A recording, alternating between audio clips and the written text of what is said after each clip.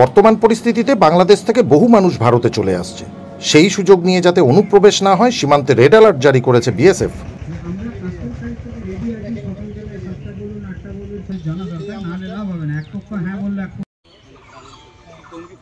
রাজ্যের দ্বিতীয় বৃহত্তম স্থলবন্দর মোহদীপুর। বাংলাদেশে ছাত্র আন্দোলনের জেরে বন্ধ রপ্তানি, সীমান্তে দাঁড়িয়ে রয়েছে ট্রাক।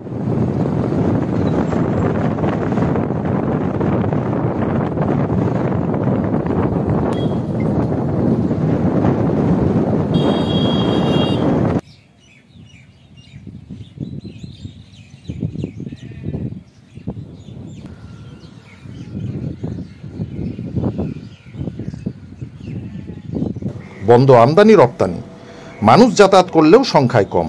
বাংলাদেশের নাগরিক যারা ভারতে কোনো কাজে এসেছিল তারা ফিরে যাচ্ছে। তবে সীমান্ত পেরিয়ে বাংলাদেশে পৌঁছে নিজেদের বাড়িতে কিভাবে যাবে তারা, এই নিয়ে উদ্বেগ প্রকাশ করেছেন বাংলাদেশের এই বাসিন্দারা।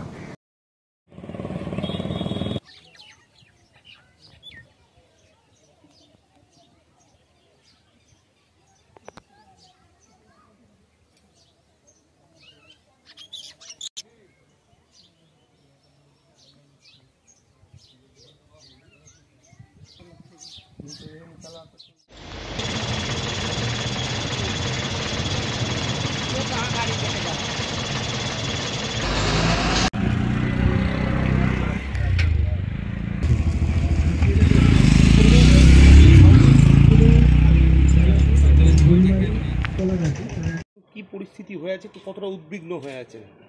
আমি বাংলাদেশ থেকে গত 16 তারিখে আসছি। এই মাসের 16 তারিখে আমি কলকাতায় গিয়েছিলাম। কলকাতায় আমি একটু চিকিৎসার জন্যই গেছিলাম। চিকিৎসা সেরে গতকাল 20 তারিখে আমার ফিরে যাওয়ার কথা ছিল, কিন্তু বাংলাদেশের এই পরিস্থিতির কারণে আমি গতকালকে ফিরে যেতে পারিনি। আমার গেদে বর্ডার দিয়ে যাওয়ার কথা ছিল। ওই দিক দিয়ে যেহেতু কারফিউ জারি হয়ে গেছে এবং রাস্তাঘাটে ব্যাপক সহিংসতা হচ্ছে, এই কারণে আমি ওই দিক দিয়ে যেতে পারিনি। আজকে আমি এই দিক দিয়ে আসছি এবং গত 4-5 দিন থেকে আমি কোনো যোগাযোগ করতে পারছি না বাড়ির মানুষজনের সাথে।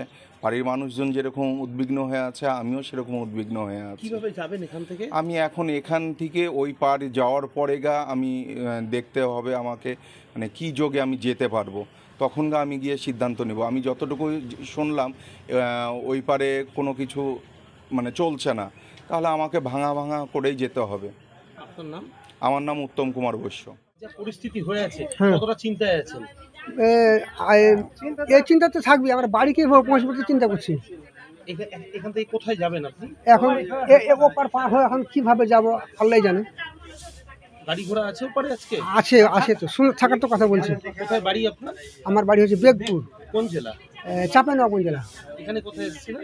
আজ শুনে পঞ্চানন্দপুর, সুলতানটোলা, মালদাতে। জি। আপনার নাম? আমার নাম রাইসুদ্দিন। তো আমাদের যে সমস্ত ট্রাক ড্রাইভার, খালাসি যারা মাল নিয়ে গেছে, কাস্টম ডিরেকশনে আছে, তারা আতঙ্কিত। যদিও তারা এখনো অবধি সুরক্ষিত আছে, আমাদের কাছে খবর আছে। আমরা বিষয়টা নিয়ে আমাদের federation of Indian export organisation FIEO তাদের সঙ্গে যোগাযোগ করছি। সরকারি লেভেলে আলাপ আলোচনার মাধ্যমে এক্সপোর্টটা কী করে সচল রাখা যায়, আমাদের ট্রাক ড্রাইভারগুলো যারা গেছে তারা কিভাবে ফিরে আসতে পারে এবং মালগুলো পণ্য খালাস করতে পারে, পচনশীল পণ্যগুলো কী করে এক্সপোর্ট করা যায়, এই ব্যাপারে আমরা উদ্যোগ গ্রহণ করেছি। ব্যুরো রিপোর্ট, সংবাদ বাংলা টিভি।